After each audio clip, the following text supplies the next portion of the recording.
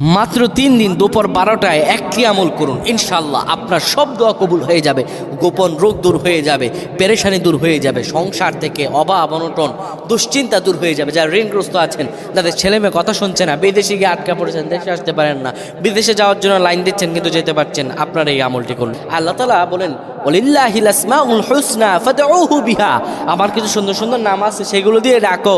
এই নামগুলো দিয়ে যদি ডাকতে পারো, বান্দা কি চাওয়ার আছে তোমার আমি দুনিয়া তোমার পায়ে নত করে দিব, তুমি যা চাইবে আমি আল্লাহ তোমাকে তাই দান করে দিব। সুবহানাল্লাহি বিহামদি।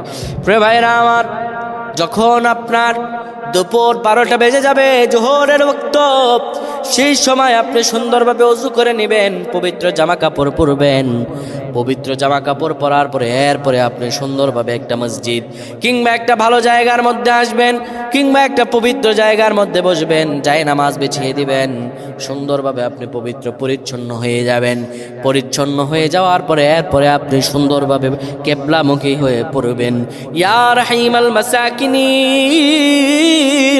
ইয়া রাহিমাল মাসাকিনিন 7 বার পড়বেন, 7 বার দুরূদ শরীফ পড়বেন, 3 বার সূরা ইখলাস পড়বেন।